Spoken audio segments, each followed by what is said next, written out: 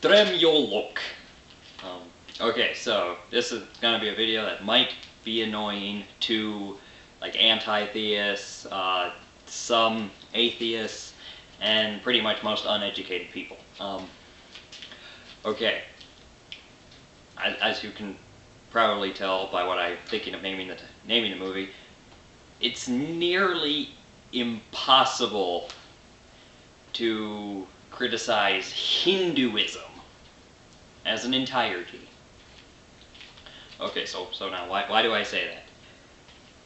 Because there's really no core belief in Hinduism.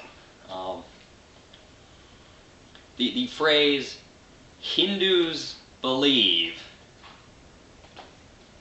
is pretty much a misrepresentation of the belief system. As far as I've seen anyway, there seems to be nothing that all Hindus believe. Now then you could take this, well, there's certain forms of Christianity that do that too, so saying Christians believe could be considered misrepresentational too. But for that I'd have to go to majority. Like not 51% majority, but like a vast majority.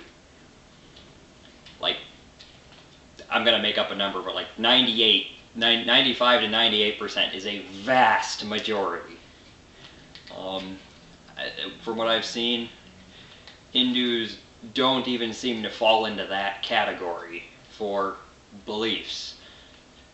There's nothing that a vast majority agree on. There's some that a majority agree on, but not the vast majority. So a quick run through the existence of God. A lot of them seem to be that, because everybody, whenever they hear of Hinduism, they always hear about the gods. It's polytheistic, yada yada yada, stuff like that. It's sort of true, but it's also not true. So, is Hinduism polytheistic? Yes. No. Is Hinduism monotheistic? Yes and no. Is Hinduism atheistic? Yes and no. You can take any of those beliefs and be Hindu. Quick run through is polytheism, you can believe in multiple gods. Monotheism, you can believe that the multiple versions are various, like, only word I can think of right now is avatars of one god, normally called Brahma. And then, so it's already done polytheistic and monotheistic. Now what about atheistic? Atheistic can be a combination of atheistic going to polytheist. All the gods are actually gods, and they're all representational of human inner desires, and it's humans projecting themselves upon the universe. Hindus, you can be a Hindu and easily have that as a thought concept on the existence or non thereof of gods or God.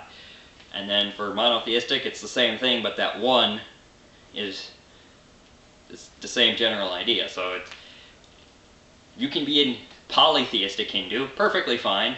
You can be a monotheistic Hindu, perfectly fine. You can be an atheistic Hindu, also perfectly fine. Okay, now, another one. Karma. I don't really see what the big deal is about this one. Effectively, we know that karma exists. Everybody. This isn't me promoting Hinduism. Okay, it sort of is me promoting Hinduism, but it's not me saying, well, I'm just going to ignore all the stuff that disagrees. We basically know and live our entire lives and almost all of science off of the existence of karma. So what the heck is karma? Basically, not really a major oversimplification, but a sort of oversimplification is karma is cause and effect. We know that cause and effect exists. Karma is cause and effect, so karma equals cause and effect. Therefore, we also know that Karma. We know cause and effect exists, and if it's that, we know it exists too. So I don't understand what people's annoyances with karma. Then they'll, but this might be related to it. They'll tie karma into reincarnation. So the problem isn't actually with karma.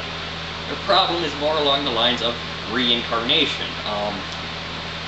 For this, I would sort of have to go back to the a belief that if souls exist, nobody has actually shown me any evidence, an adequate amount of evidence for or against the existence of souls, so I don't have an opinion.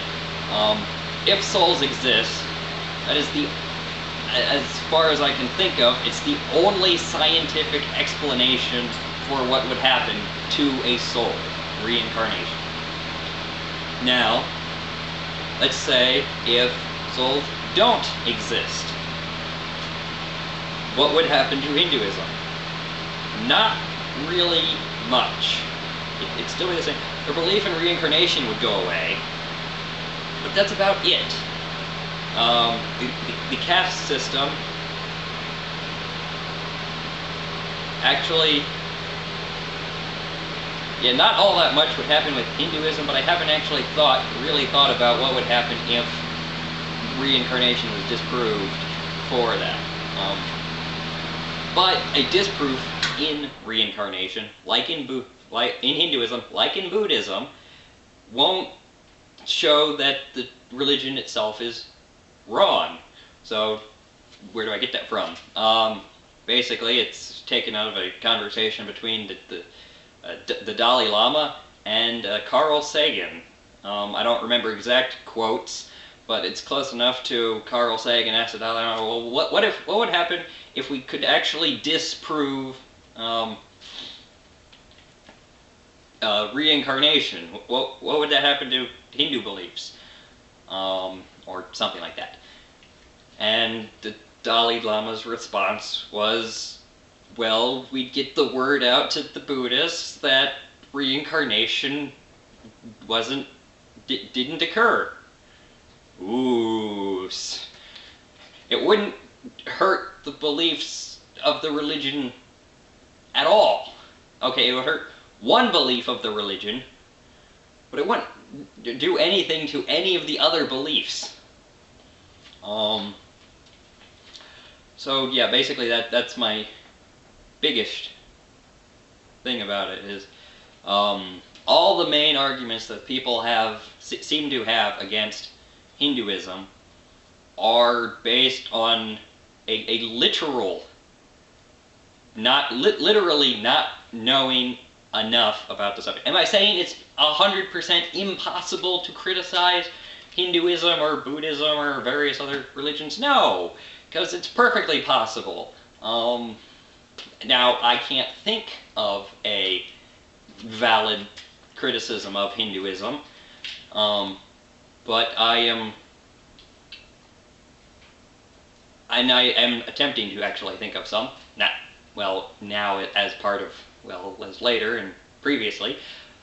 So, yeah, basically that's it. It seems like it's really hard for somebody who really understands the religion to criticize the religion. So, kapla!